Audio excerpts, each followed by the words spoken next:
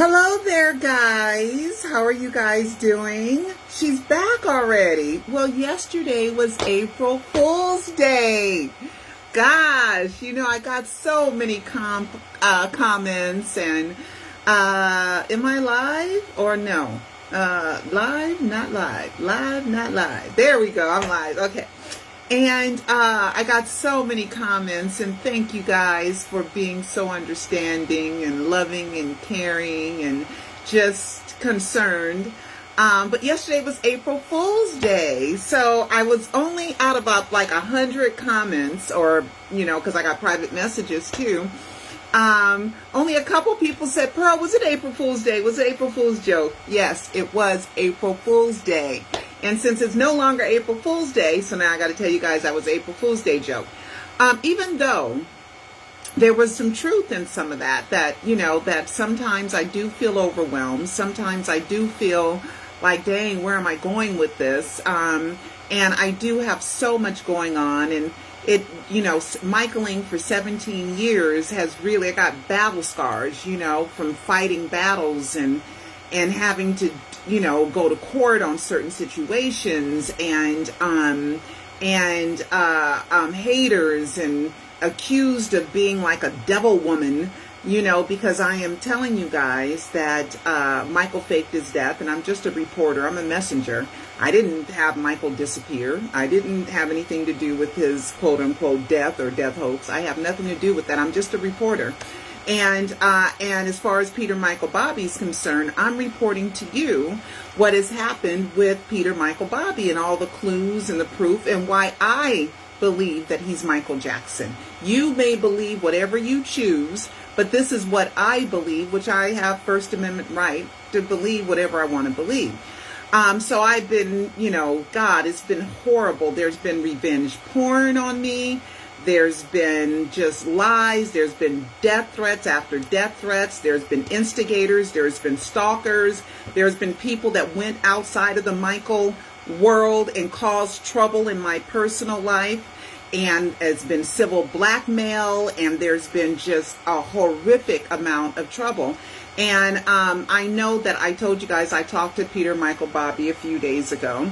And I call him Peter because that's what he likes to be called. And the front is Bobby Anderson, and I call him Michael because I believe behind Bobby Anderson is Michael Jackson, and Bobby Anderson is just the front for Michael Jackson, which was set up as part of the planning for the death hoax.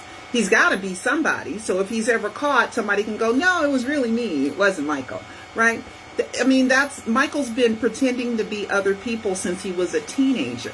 And now this year he's going to be 64 years old. So we're talking about 50 years of him trying to be somebody else so that when he meets people, they're not stuck on, oh my God, Michael Jackson, oh my God, oh my God. And he can't have any normal interaction or fun because people are just so in awe. And if they play it cool, then do they want a business arrangement with him? Do they want to use him for some source of come-upmanship or anything? So that's why he like children, because he could just play and just be himself, and they know he's Michael Jackson, duh, but they're not like stuck on that part, because they're not old enough to know what all that entails, right?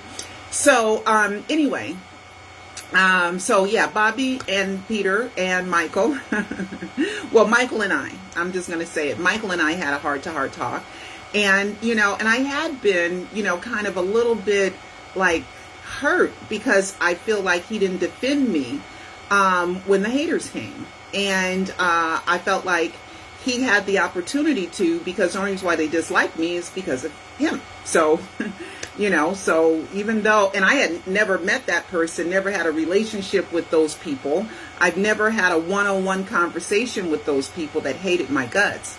It's not like we were friends and the friendship went bad and he had nothing to do with it. The only reason why was that, was him. He was the connecting factor, and he, to me, should have defended me, a lot more than he did. He sees it a different way than I do.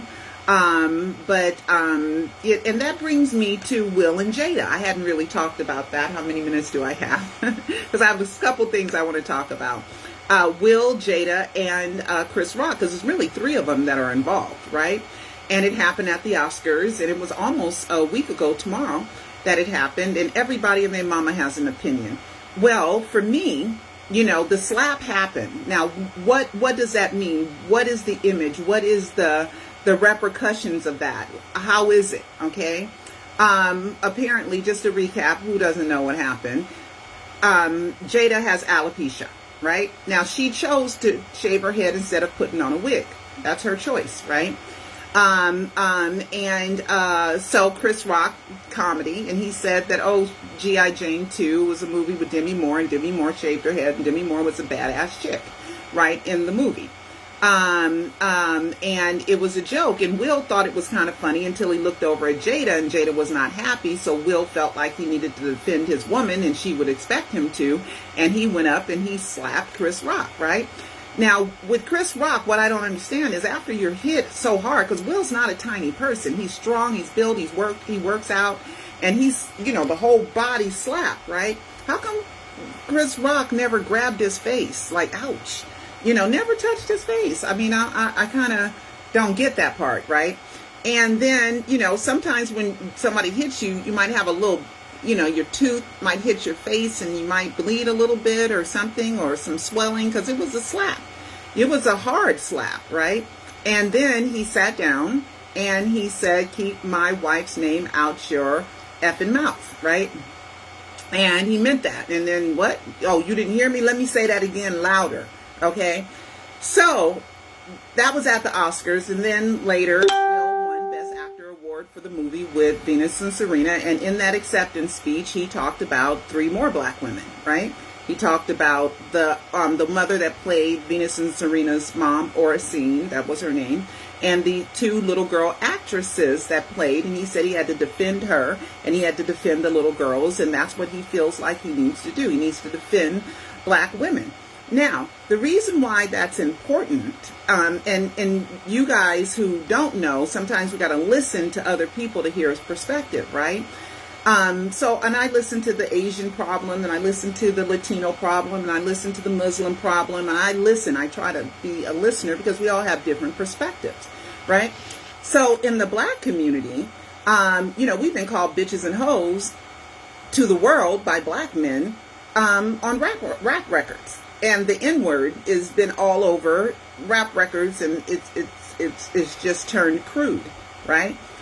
It was all a plan because they sold Motown. Cecil's father was an executive, and then they tried to depower the power people. They got rid of Soul Train, and all this happened. The black leaders in music got them, you know, down and got them out of power situations. And then here comes, you know, black women, bitches and hoes, you know, and just the most crudest, most ridiculous, just the most horrible language. And there was the movie Django recently, you know, thank you, Quentin, where Jamie Foxx defended Kerry Washington. They're both actors in this movie, Western. And that was something that was never happened in movies before, you know, where a black man was going to do all he could to save this one black woman. We didn't have the opportunity of chivalry. There's tons of white movies, medieval time movies, where the white woman has been, her feelings have been hurt, and or something, or somebody wanted her or something, and wars were started.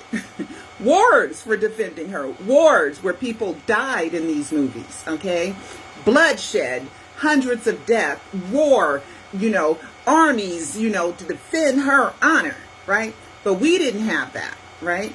So me as a black woman always wanted, you know, a protector. You know, I grew up with a single mom pretty much. And, you know, I talk to my dad and everything's great with my dad right now. But my mom is the one that raised us, right? And my mother had to come defend us, right? And so I've always, and I had a mom and I had 3 sisters. So there was all women, and then I had a niece. So we had all women in the household. And so I always wanted, you know, that man to protect me. You know, I'm an adult now, and I'm closer to my father than I ever was at this particular time. But while growing up, I never had that. I never experienced a man defending me. I never had that. I had one boyfriend, And I remember, I like my water room temperature. And I got a few more minutes. I like my water room temperature, right? And we were going to the movies, and they handed me cold water, and he said, no, she likes room temperature water. You care about something small like that for me? And I was just kind of like in awe. One time I came home and my feelings were hurt, and I didn't say anything, and he said, who hurt your feelings? What happened? You tell me what happened, And I was like, oh my God, just those little things from a man that cared about me as a person, who cared about me being comfortable, or me being protected, or my feelings being hurt, meant so much to me. So as a black woman, when Will did that, and then there was a time with Barack Obama and Michelle, the media was giving her a hard time, and he got on some show and she was right next to him, and he said, leave my wife alone. He said, leave my wife alone. And Michelle even looked at him like, ooh, because we as black women don't have that. Okay, we don't have it as a general thing. Who stopped the music industry from calling us bitches and hoes? Nobody. And it was, and I'm going to put it on the executives there, white and black, if you were there. And you did nothing, and you pressed these records and you put them all out on the radio all over the world calling us bitches and hoes. So we have to now, when we meet people, we have to come down from, oh, bitch, hoe, black angry woman, angry black woman, as if we don't have a reason to be angry. Okay, many reasons to be angry, and have the stereotype. So we have to be extra nice and extra smart and extra pleasant in order to break down that stereotype of being a bitch or a hoe. You see? So when Will did that with Jada, and Jada is very loved. Will loves Jada. Okay? I remember he was being interviewed on the Actors Studio, and I got to talk fast, the Actors Studio, and he said, I will never divorce my wife. Let me give some history of Will Smith, okay? Will Smith told a story, and it's also in his book, when he was 9 years old, how he watched, as a 9-year-old little boy, his father beat his mother. And he said he did nothing about it. And he said his whole life he wanted to relive that moment and make up for his inaction. He was a 9-year-old little boy. What can you do to a big, strong man, your dad, beating up your mom? But he always wanted to protect her. And I believe that sometimes our childhood pains, they come out at different times. So Will had told that story, that's what motivated him to be successful. That's what motivated him to be powerful.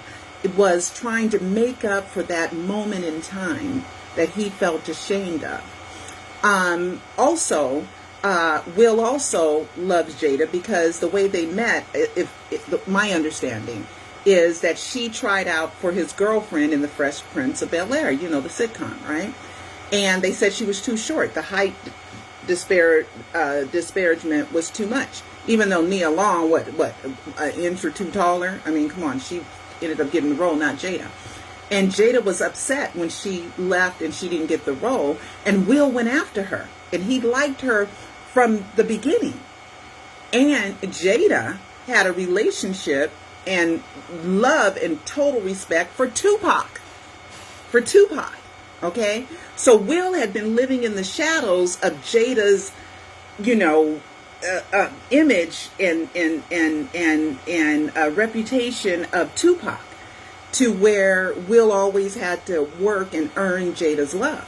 Okay? And apparently he's still doing that, right?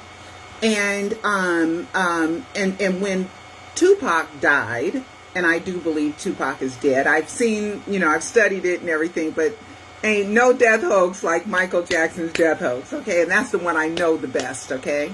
But you believers that Tupac faked his death, okay. But anyway, but when that came down that he died, she was an emotional wreck, crying and locking herself up in the room, and Will had to watch his wife that he loved feel all that for another man, even though he was dead. So there's a lot of stuff going on. There's an octopus, a lot of arms into this, right? Chris Rock, who handled it like a gentleman, okay? He handled it. And Chris Rock is going to benefit financially for this. I don't know if Will, but Chris will definitely. He's already got sold out shows. I bet he's in talks with a big multi-million-dollar Netflix special. It might even be pay-per-view, at least if I was a business person. That's how I make everybody pay $10, okay? And he's going to talk about Will Smith. He has mentioned it and said he's still processing, so he hasn't really went on. He just kind of mentioned it like I'm still processing it, okay? So with Chris Rock, he's not pressing charges, as far as I know. He's not pressing charges. And he took it, and he did not squabble or fight. And he says, "Okay, I'll leave. I won't talk about Jade anymore." Okay, so, but I can't excuse the joke, because Chris Rock knows the issues black women have with our hair. He knows that because he did a documentary called Good Hair. You non-black people don't understand. Like, this would be considered good hair. Okay, this hair that I have right here is considered good hair, right? It's half white, half black. It's a mixture of hair. If you have all black hair, which is tightly curled and usually very, very short, that's called nappy hair, okay? That is considered not attractive by a lot of people on earth, okay? And the reason why black people have dark skin and we have tightly curled hair is because in sub-Saharan Africa, which is underneath the Sahara Desert, there's the most majority of dark-skinned people, and the average temperature on that continent is 80 degrees. Oh my God. Is 80 degrees. Oh my God. And so we have the dark skin to block the UV rays, and we have the tight hair to protect our scalp from burning. That's what my first book, The Climate, is about, right? So let me just show you something real quick. Okay. All right. So he knows about our sensitivities with hair. Chris Rock does, okay? So he should have thought about it a little bit more. And then people say he didn't know about alopecia and Jada. Why? Of course, you if you don't know about it, you've been locked in a closet somewhere, because she's been talking about it a lot, okay? And Tiffany Haddish, I love you. Shaquille O'Neal, I love you for your comments. Okay, but anyway, this is the book, and it's about how the races were developed and how we all look different, and why the Asians have the epicantic fold, and how white people came from black people, because white people can't create black people, but black people can create lighter white people. And I talk about the climate, which is the creation of the races. Also, this is my book called Black Women Need Love Too. And so this whole thing about black women is not something new to me. It's something that I studied, I researched. I have a degree in radio, TV, film with a minor in African American studies, because I always wanted to know, how are we portrayed? What do we look like when we're in the movies? Also, there's a documentary, which I think is a great concept, Trial by Media, about Michael Jackson. But I watched the trailer, and there were no black people in the trailer. And I'm like, what the heck? Come on, director, writer, producer. You can't do that. Michael is an African American. Okay, you got to put black people in there. Did you forget? Were we irrelevant? Did you not know? And don't be mad at me for telling you this, okay? Because you should know that Michael's an African American. You got to have African Americans. We love him and we support him too, right? Look at me, 17 years. What other reporter has really dedicated their whole company to Michael Jackson for 17 years and has 5 documentaries, a book, 600 videos about him? And, I don't think anybody else has the repertoire that I have, that Elbow Grease Productions has. Okay, there's this movie. Oh my God, I got like 3 minutes. There was this movie called Trust No One, okay? And let me show you real quick. And it's about this guy, okay? It's a Netflix movie, okay? And it's about this guy. And his name is Jerry Cotton, right? And they talk about, they think he faked his death and ran off with a lot of money, right? They think he faked his death and ran off with a lot of money, right? So in there, they're searching for his friend named Michael something. And then Michael Jackson's name kind of popped up, right? And it was a closed casket. And I don't know why it was a closed casket, right? So he ran off with, they thought he ran off with this money. They started doing this investigation. They thought since he was traveling the world and that he died in India because of Crohn's disease, which is really kind of 3% of people die from Crohn's disease. And so these people that lost their money, they thought he ran off with the money, thought he faked his death, and they were doing an investigation and everything. So I'm not going to tell you how it ends, but I thought it was pretty interesting, and you guys can watch it. April 1st and April 30th, we're going to get the 9th accounting from the estate, okay? So I can't wait for that. There's another movie about Michael's animals, and Rob Swinson, who used to work at Neverland, was upset. He thinks he was tricked into something. But of course, people would want to know.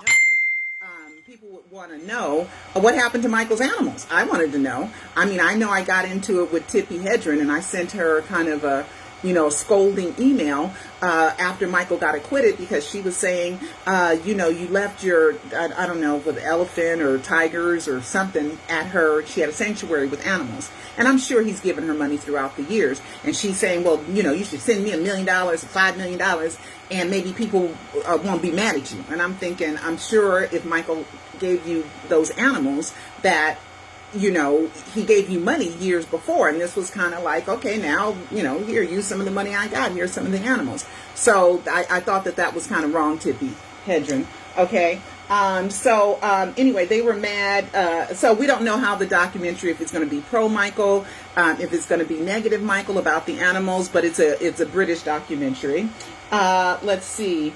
And then on the death certificate of Jerry Cotton, it was spelled wrong. His name was spelled wrong. Cottan. It was Cotten. I thought that was funny.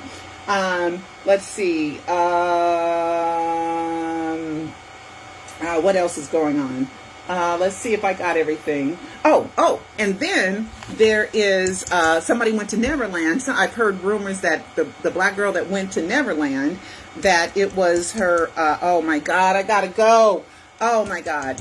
This black girl went to Neverland, and it is completely revamped and redone. And it's done in the way that it should have been done. And here's just a little bit of the video right here. And she's supposed to be a friend of Ron Burkle's, and I had heard somewhere, she's cute, very cute, that she was Jesse Jackson's, I don't know where the rest of the video is. Anyway, but that's her at Neverland right there.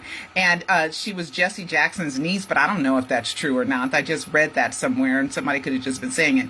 But anyway, a couple people, they went to, here they are at Neverland right here. And she went, and so it's all redone. And I think it's done for the biopic, but I think they also went there to look at the animal cages as well, for the zoo biopic as well. Okay, and let's see what else is going on. And I think that's it. The MJ musical is going to be on tour. MJ's musical is going to be on tour. Okay. And I thank you guys. And it brought me sadness to think that I was going to leave Michael. Michael, baby, I love you, honey. Despite, that, you know what I mean? Just despite that, but anyway, we all have wishes and dreams, and I just wished he would have defended me a little bit more. That's my wish. That was my dream. All right. Anyway, I will talk to you later, and I'm back, guys. I told you I didn't know when I was going to be back, but I'm back, and love you. Gotta go to work. Bye.